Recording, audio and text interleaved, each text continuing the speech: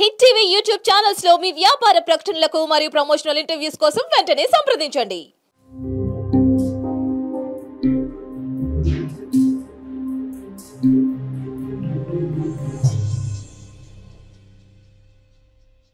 Hello అండి, నమస్తే.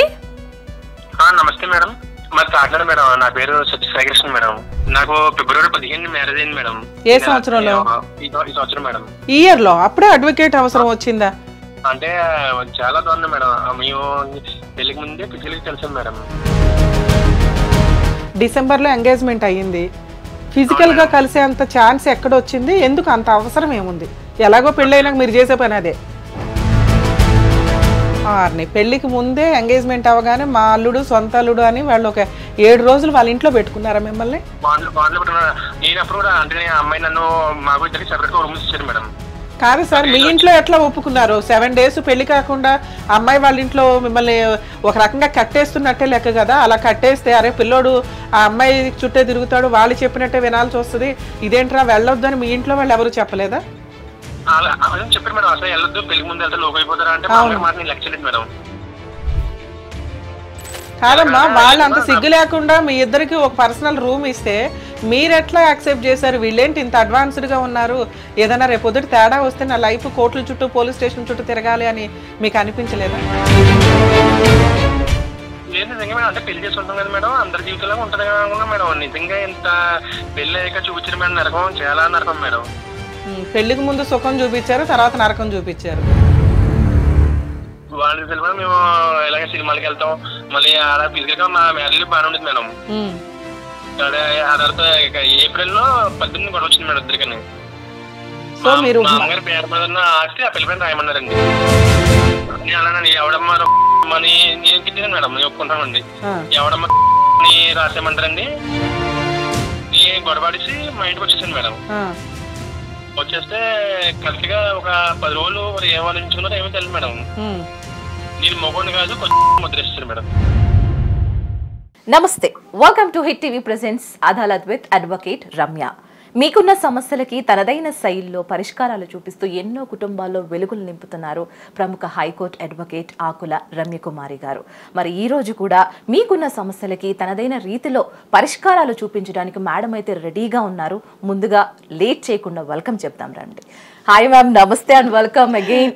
నమస్తే రీనా, ఎట్లా ఉన్నారు? బాగున్నాం మ్యామ్. అబ్బా, ఎంత హ్యాపీగా అడుగుతారో అసలు, చాలా లోపల నుంచి ఆ ఫీలింగ్ నాకు చాలా బాగా అనిపిస్తుంది మ్యామ్. యాజ్ అ ఫ్యాన్, అక్కడ ఫ్యాన్స్ చాలా ఉన్నారు మీకు, అందులో ఒకదాన్ని నేను. And thank you so much for your beautiful service. Hit TV ద్వారా మీ యొక్క సర్వీస్ని ఇంత బాగా చేస్తున్నారు, చాలా ప్రశంసలు అందుకుంటున్నారు. Once again thank you so much on behalf.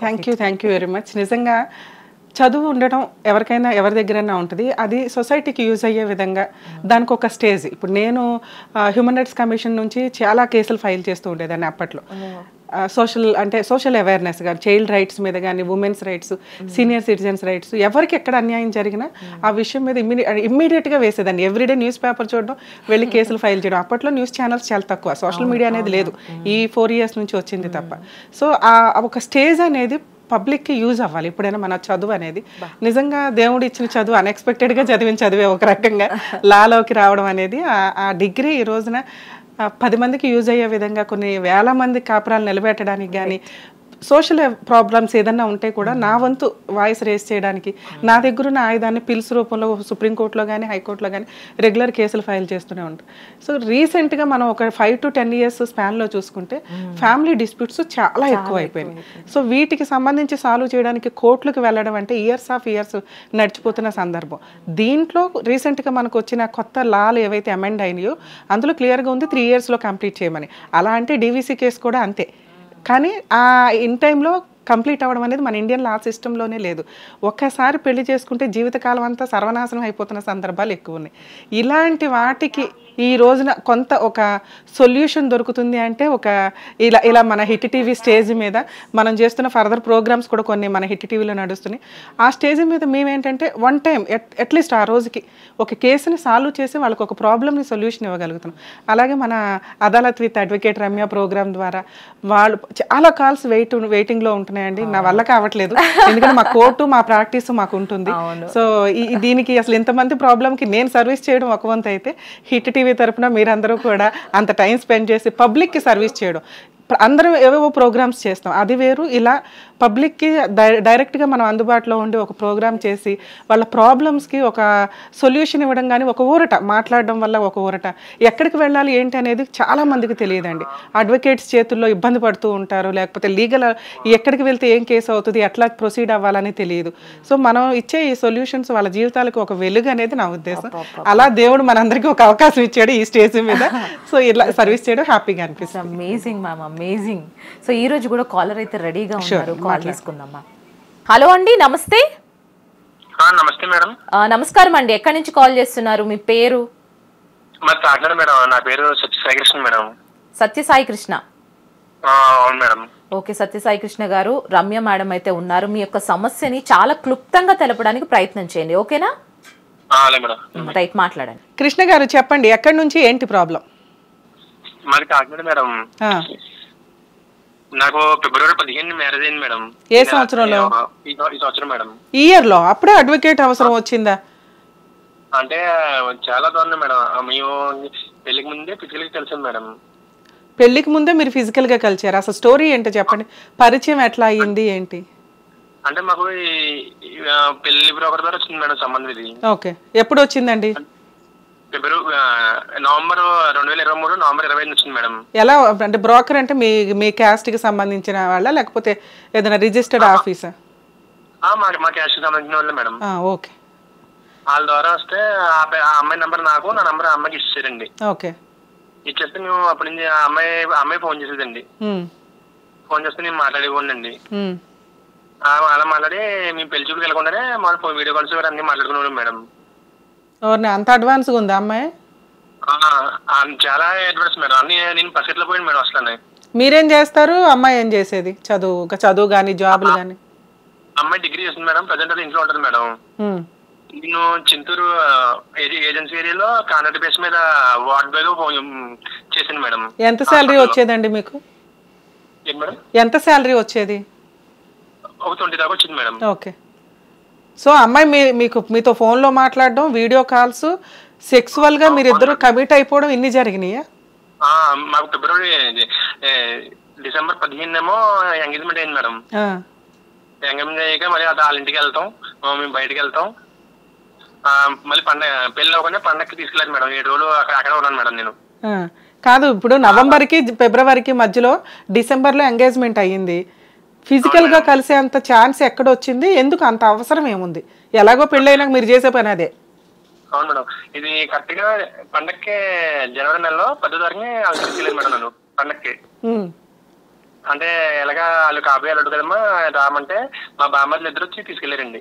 Okay, 7 రోజులు అక్కడ ఉన్నాను మేడం. ఎన్ని రోజులు ఉన్నారు? వారం రోజులు మేడం. పెళ్లికి ముందే ఎంగేజ్మెంట్ అవగానే మా అల్లుడు, సొంత అల్లుడు అని వాళ్ళు ఒక 7 రోజులు వాళ్ళ ఇంట్లో పెట్టుకున్నారా మిమ్మల్ని? నేను అప్పుడు కూడా అంటే అమ్మాయి నన్ను మాకు ఇద్దరికి సెపరేట్ గా రూమ్ ఇచ్చారు మేడం. ఏంటి బాబు నువ్వు చెప్పేవి నిజమేనా? నిజమే మేడం, నా దగ్గర ఫోటోలు కూడా ఉన్నాయి మేడం. అంటే మామూలుగా మీ ఇద్దరు కలిసి ఉండి ఫోటోలు తీయించుకున్నాయి కదా, అన్నీ ఉన్నాయి మేడం. చెప్పండి. ఇది మాకు 10వ తారీఖు తీసుకెళ్ళారు మేడం. నేను 17 తారీఖు దాకా, జనవరి 17 దాకా అక్కడ ఉన్నాం మేడం. ఓకే, అంటే మనం ఫిజికల్గా వెళ్తాం కదా, అన్ని బాగుండి మేడం. కాదు సార్, మీ ఇంట్లో ఎట్లా ఒప్పుకున్నారు? 7 days పెళ్లి కాకుండా అమ్మాయి వాళ్ళ ఇంట్లో మిమ్మల్ని ఒక రకంగా కట్టేస్తున్నట్టే లెక్క కదా. అలా కట్టేస్తే అరే పిల్లోడు ఆ అమ్మాయి చుట్టే తిరుగుతాడు, వాళ్ళు చెప్పినట్టే వినాల్సి వస్తుంది, ఇదేంట్రా వెళ్ళొద్దు అని మీ ఇంట్లో వాళ్ళు ఎవరు చెప్పలేదా? చెప్పారు మేడం. అసలు వెళ్ళొద్దు, పెళ్లికి ముందు వెళ్తే లోకి అయిపోతారా అంటే మాట నేను లెక్క చేయలేదు మేడం.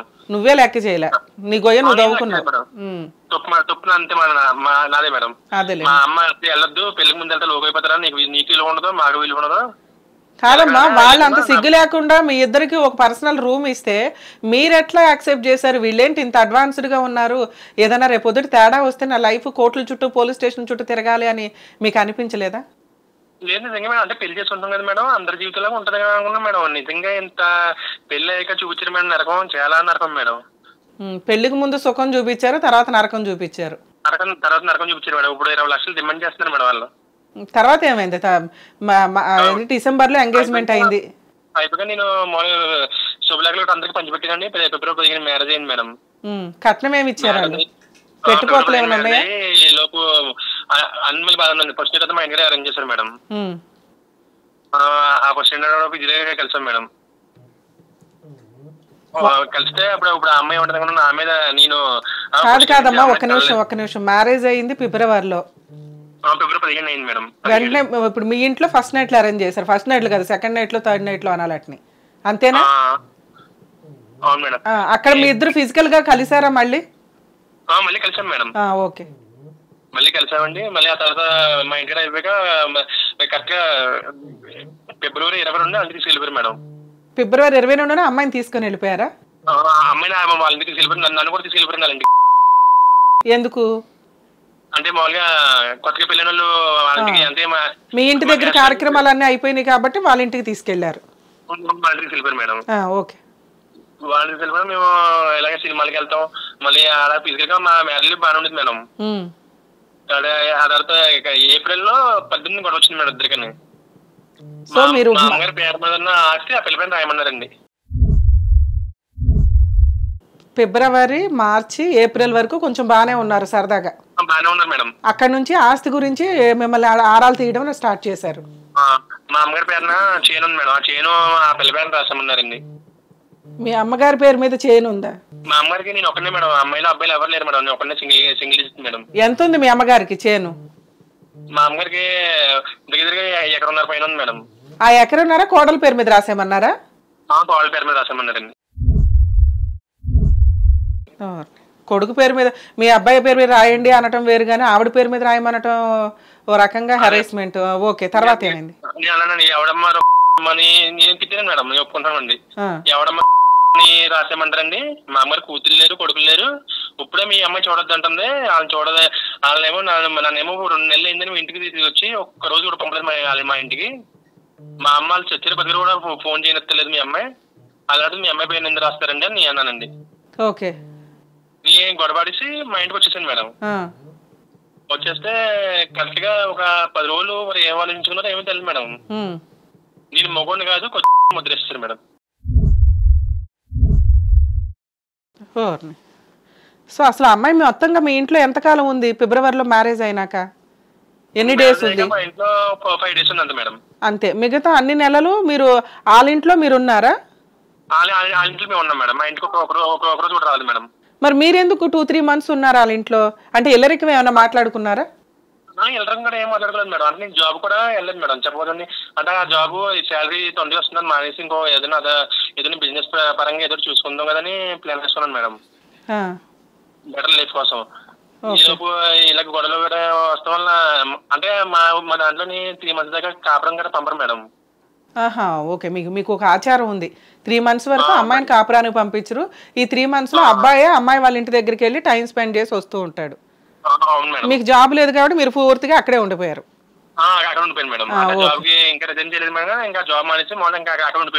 సరే, ఎలాగో నీకే రాయాలి కదా ఆ ప్రాపర్టీ. 1 ఎకరన్నర ఒకటే ఉందా, ఇంకేమైనా ఉన్నాయా మీకు ఆస్తులు? సైట్ ఇక్కడ ఉన్నాయి మేడం. ఓకే, అవన్నీ అంటే ఇప్పుడు పిల్ల పేరు ఇవ్వమనండి. వీళ్ళ పిల్ల పేరు అంటే మా అమ్మగారు ఆ కాలం వెళ్ళేదాకా అసలు మా అమ్మగారితో మాట్లాడించింది కదండి. ఎవరితో ఫోన్ మాట్లాడించింది కదండి. ఓకే, నా దగ్గర పెళ్లికి ముందు నుంచి అంటే డబ్బు వాళ్ళ గౌరీ కూడా ఏమి లేదు మేడం. ఇలా పెళ్లికి వస్తే డబ్బులు ఏమంటే నా దగ్గర 3 లక్షలు తీసుకున్నారు మేడం. పెళ్లి కూడా నీ డబ్బులతోటి చేసుకున్నావు ఒక రకంగా? నా డబ్బులు తీసుకున్నారు మేడం. నీకెక్కడే 3 లక్షలు? నీకెక్కడే అంటే ఒక 5 నెలలు అడ్జస్ట్మెంట్ చేసి చెప్తుందంటే నేను నిజం అనుకున్నాను మేడం. అదే నేను పూర్తి ఇంకా వాళ్ళ మైకులో పడిపోయాను మేడం. ఇంకా మా అమ్మాయిని లెక్క చేసేవాడు కదా, మా నాన్నని లెక్క చేసేవాడు కదండి. అదేలేమ్మా. ఇంకా అన్ని వాళ్ళ మైకులో పడిపోయి ఇంకా వాళ్ళు ఏదంటే చేసేవాడండి.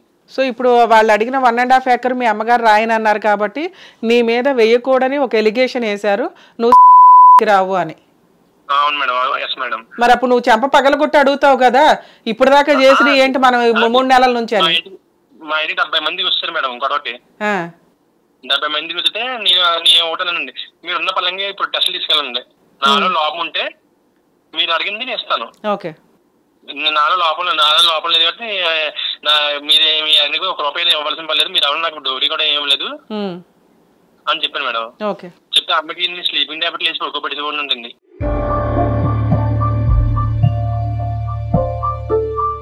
అయ్యో చాలా స్లీపింగ్ టాబ్లెట్ వేసి పడుకోబెట్టి ఉంటుంది. నేను టెస్ట్ బేబుల్ ఎట్టించుకోమన్నాను మేడం. నలుగురు అంటే నేను నాకు పిల్లలు పుట్టి ఇవ్వలేదు కాబట్టి ఇంకొకళ్ళు పక్కలో పడుకోబెడతాను మేడం.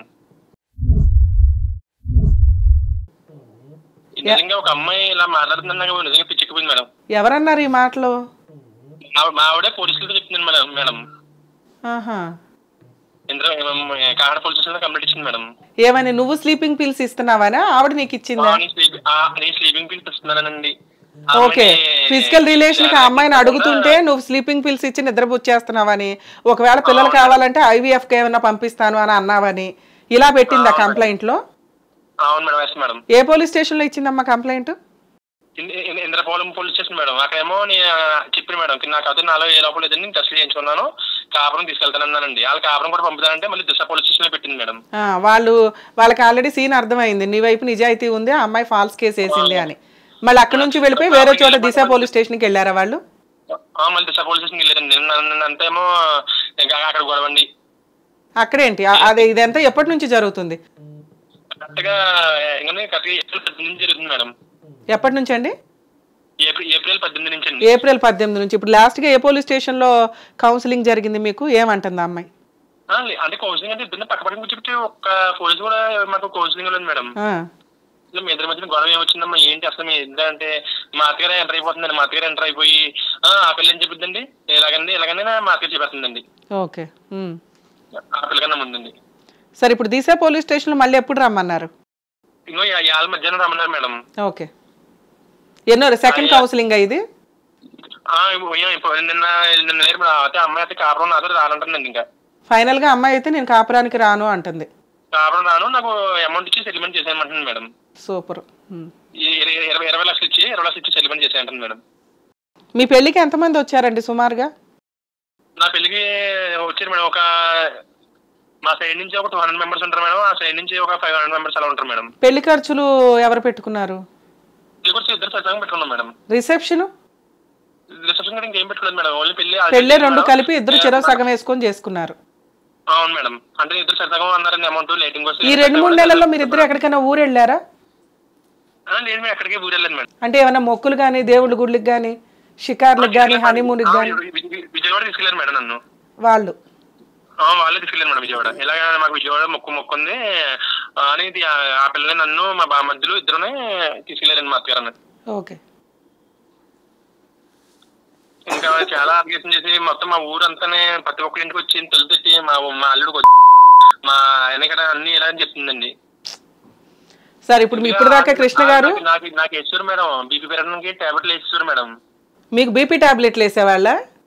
బీపీ పెరిగిపోయింది మేడం. పెరిగిపోతే ఈ కరెక్ట్ గా మార్చి 11వ తారీఖున నాకు సివియర్ హెడేక్ వస్తుంది మేడం. అరే, సివియర్ హెడేక్ వచ్చేస్తే నిజంగా తెచ్చుకోవాల్సిన వాళ్ళే తీసుకెళ్ళారండి హాస్పిటల్కి.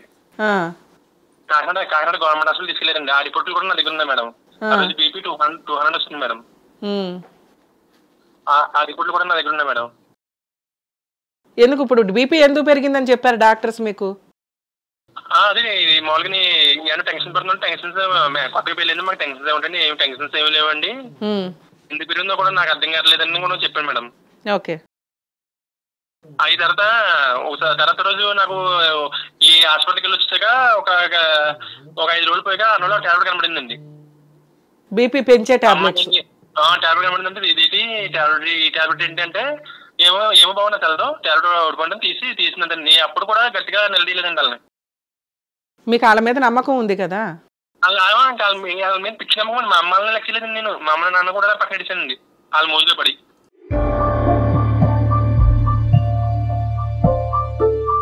అరే సార్, ఇప్పుడు దాకా మీరు చెప్తున్నది ఏంటి అంటే కృష్ణ గారు, మీకు నవంబర్లో మ్యారేజ్ ప్రపోజల్ వచ్చింది. ఆ అమ్మాయి మీరు ఫోన్ నెంబర్స్ ఎక్స్చేంజ్ చేసుకున్నారు. ఆ అమ్మాయి చాలా అడ్వాన్స్డ్గా మిమ్మల్ని చాలా ట్రాప్ చేసింది. మీరు రియల్గా అమ్మాయిని లవ్ చేసి వాళ్ళు ఎలా చెప్తే అలా వింటూ వచ్చారు. డిసెంబర్లో మీకు ఎంగేజ్మెంట్ అయ్యింది. ఎంగేజ్మెంట్ అయిన తర్వాత సొంత అల్లుడు కదా అని జనవరిలో సంక్రాంతి పండుగ అటువైపు ఆంధ్ర వైపు చాలా స్పెషల్ కాబట్టి ఒక 7 రోజులు మిమ్మల్ని తీసుకెళ్లి వాళ్ళ ఇంట్లో పెట్టుకున్నారు. ఇద్దరికి ఒకే రూమ్ ఇచ్చారు. మీ ఇద్దరు ఆ టైంలో కూడా ఫిజికల్ గా కలిశారు. అది వాళ్ళ ఫ్యామిలీ మెంబర్స్ అందరికీ తెలుసు ఒక రకంగా, ఎందుకంటే మీరిద్దరు ఖాళీగా కూర్చోరుగా రూమ్ లోకి వెళ్ళాక. సో తర్వాత మ్యారేజ్ అయ్యింది, ఫిబ్రవరిలో మ్యారేజ్ అయ్యింది. అయిన తర్వాత ఒక 5 days మాత్రమే అమ్మాయి మీ ఇంట్లో ఉంది. సాంప్రదాయం ప్రకారం 3 months కి కాపురానికి తీసుకెళ్ళాలి. ఈ లోపు ఆ అమ్మాయి వాళ్ళ ఇంట్లోనే ఉంది. ఈ 3 months మీరు వాళ్ళ ఇంట్లోనే ఉన్నారు. ఈ టైంలో మీ మధ్య ఫిజికల్ రిలేషన్ ప్రాపర్ గా లేదు అనేది వాళ్ళ ఎలిగేషన్. నెక్స్ట్ మిమ్మల్ని మీరు ఒకసారి హాస్పిటల్కి కూడా వెళ్ళారు, వాళ్ళు మీకు బీపీ టాబ్లెట్లు వేసేయడం వల్ల. ఇలా మీకు ఏప్రిల్ 18th వరకు జరిగింది. ఏప్రిల్ 18th నుంచి ముందు నుంచే మీకు గొడవ ఏంటి అంటే, మీకున్న ఆస్తి, మీ అమ్మ పేరు మీద ఉన్న ఆస్తి 1.5 acre ఏవైతే ఉన్నాయో అవి అమ్మాయి పేరు మీద రాస్తే కాపురానికి పంపిస్తాం అంటున్నారు. ఇది జరిగే విషయం కాదు. సో ఈ సందర్భంలో అమ్మాయి పోలీస్ స్టేషన్లో మీరు పనికిరారు అని చెప్పి కేసు ఫైల్ చేసి 20 lakhs డిమాండ్ చేస్తుంది. అంతేనా సార్? కృష్ణ గారు నేను చెప్తాను వినండి. ఫస్ట్ మీరు ధైర్యంగా ఉండాలి. మీ బామ్మర్దోళ్ళు కూడా కొట్టారు.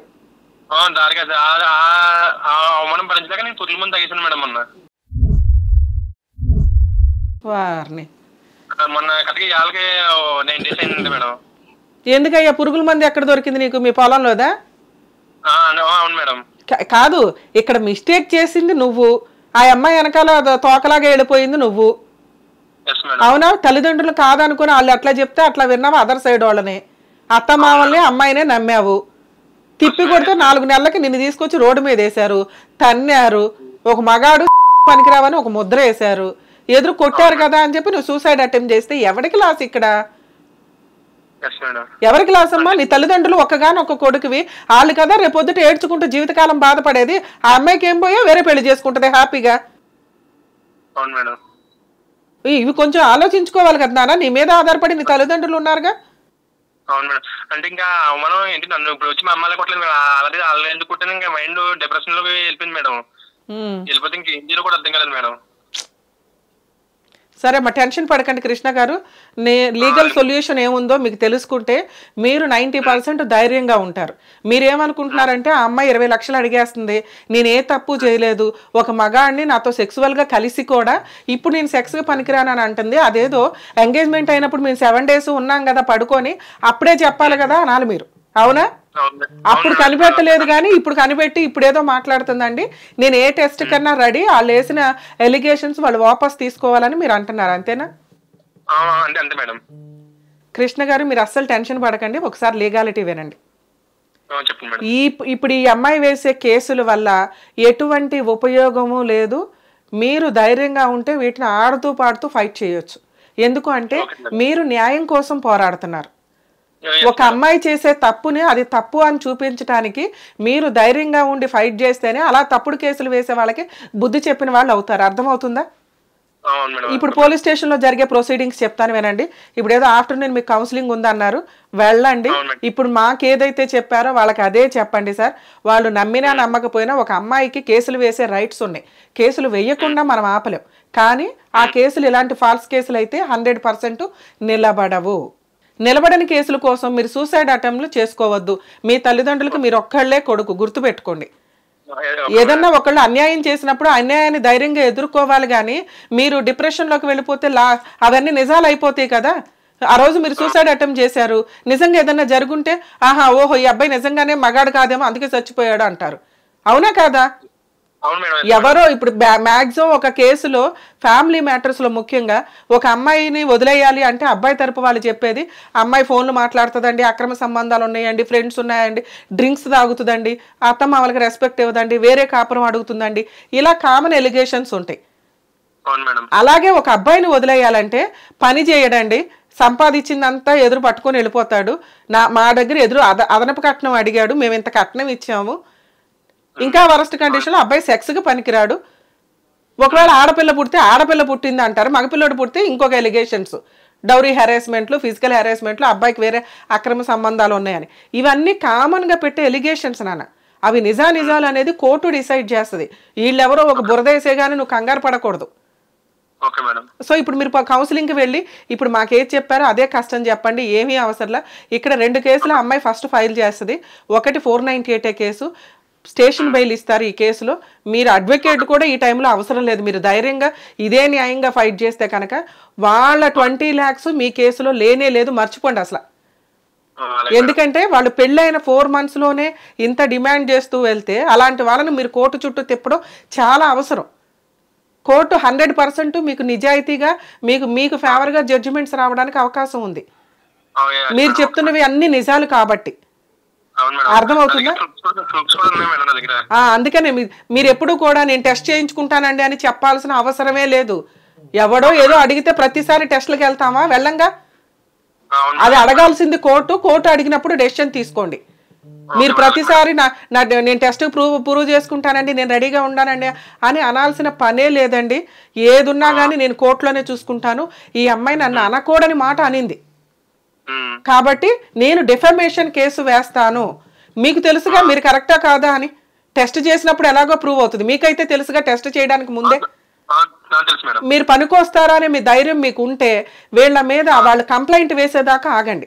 కంప్లైంట్లో అమ్మాయి కనుక ఈ అబ్బాయి సెక్స్కి పనికిరాడు అని రాస్తే అలా కంప్లైంట్ కాపీ తీసుకొని మీ అడ్వకేట్ ద్వారా ప్రైవేట్ కంప్లైంట్ డిఫమేషన్కి వేయండి. ఒక వ్యక్తిని సెక్స్కి పనికిరాడు అని ఫాల్స్ ఎలిగేషన్స్ చేస్తే డిఫమేషన్ కేసులో నష్టపరిహారం చాలా గట్టిగా వస్తుంది. అర్థమవుతుందా? అది వేస్తే 20 లక్షలు కాస్త 5 లక్షలకు కూడా పడిపోద్ది. అసలు ఇట్లాంటి కేసులో సెటిల్మెంటే చేసుకోవద్దని చెప్తాను నేను. ఇక సెటిల్మెంట్ చేసుకుంటారా లేదనేది మీ పర్సనల్ విషయం. ఈ పోలీస్ స్టేషన్లో అమ్మాయి ఏం కేసు వేస్తుందో, ఏం కంప్లైంట్ రాస్తుందో అన్నీ రాయనివ్వండి. వాళ్ళు ఎన్ని అబద్ధాలు రాస్తే మీకు అంత మంచిది. ఒకవేళ అమ్మాయి ఈ ఎలిగేషన్ రాయలేదనుకోండి, పర్వాలేదు, మామూలు ఫైటింగే చేసుకుంటూ వెళ్ళండి. ఒకవేళ ఆ ఎలిగేషన్ రాస్తే మాత్రం అస్సలు ఊరుకోవద్దండి. మీరు ఫైట్ చేసే 4 కేసులతో పాటు ఇది ఒక ఎక్స్ట్రా కేసు అనుకోండి. ఎందుకంటే మీరు ఇలాంటి వాళ్ళకి, ఇలా ఫాల్స్ ఎలిగేషన్లు వేసే వాళ్ళకి చెప్పు తీసుకుని కొట్టినట్టు ఉండాలి. అర్థమవుతుందా? సో పోలీస్ స్టేషన్లో ఇవే చెప్పండి. కంప్లైంట్ అయిపోయినాక మళ్ళీ మిమ్మల్ని కాల్ చేస్తారు. అందరూ వెళ్ళండి. ఆధార్ కార్డ్ జిరాక్స్లు, పాస్పోర్ట్ సైజ్ ఫొటోస్ అవి పట్టుకెళ్తే మీ అందరికీ 41 నోటీస్ ఇస్తారండి. దాన్నే స్టేషన్ బెయిల్ అంటారు. ఆ తర్వాత మీరు FIR కాపీ, కంప్లైంట్ కాపీ, ఆవిడ పెట్టిన లిస్ట్ ఆఫ్ డాక్యుమెంట్స్ తీసుకొని మీరు డిఫమేషన్ కేసు వేయండి కంప్లైంట్లో చదువుకున్నాక. తరువాత దీని మీద హైకోర్టులో క్వాష్కి వెళ్ళండి. మీరు రెగ్యులర్గా కోర్టుకు వెళ్లకుండా డిస్పెన్స్ చేస్తారు అటెండెన్స్ని. ఆ అమ్మాయి DVC కేసు వేస్తుంది. మీరు 1 year దాకా ఆగండి. ఆ అమ్మాయిని కాపురానికి రమ్మని నోటీస్ పంపించండి ఈ లోపు మీ లాయర్ ద్వారా. అలాగే FIRలో కంప్లైంట్ కాపీలో అలా ఉంటే కనుక, ఏది మీరు సెక్స్కి పనికిరాడు, ఇంపార్టెంట్, ఏదో 2 డైలాగులు వేసింది అంటున్నారు కదా, ఆ డైలాగులు ఏమన్నా ఏవి రాసినా కూడా మీరు మీ లాయర్ ద్వారా అమ్మాయిని కాపురానికి రమ్మని నోటీస్ పంపిస్తూ డిఫామేషన్ కంప్లైంట్ ఫైల్ చేయండి.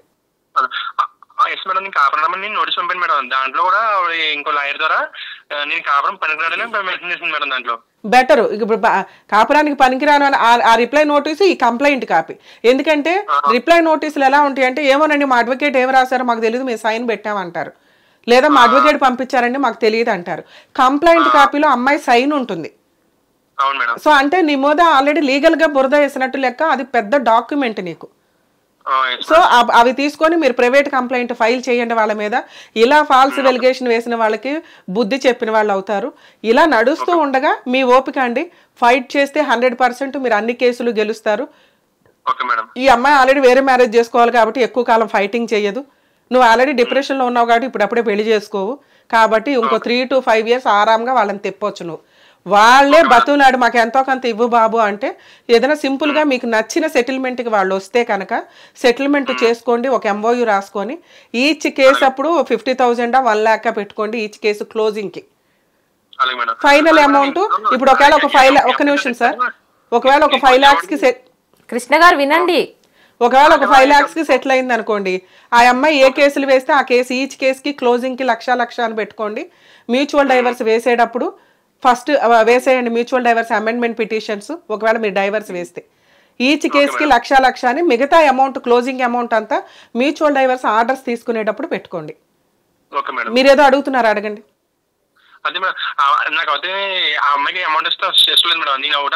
సూపర్. కాకపోతే నాన్న చెప్పండి, ఆ తర్వాత నేను అమౌంట్ సెటిల్మెంట్ కోసం ఆలోచిస్తాను. నాకు మీ ముందు ఈ మొగుడు కదా ముందు నాకు సమాధానం చెప్పండి, మా ఊరు వచ్చానండి అంతండి. సూపర్, అది కరెక్టే.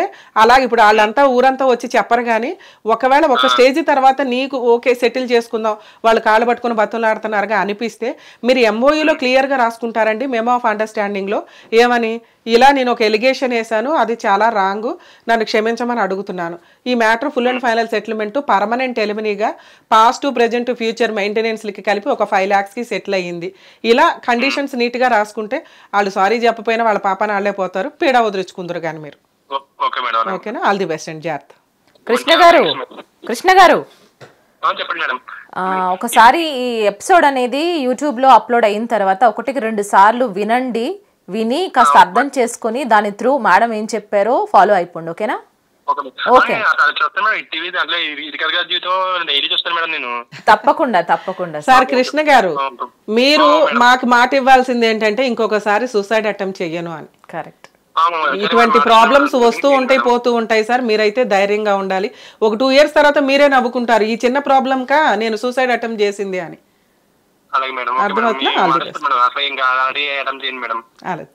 కృష్ణ గారు నమస్తే అండి.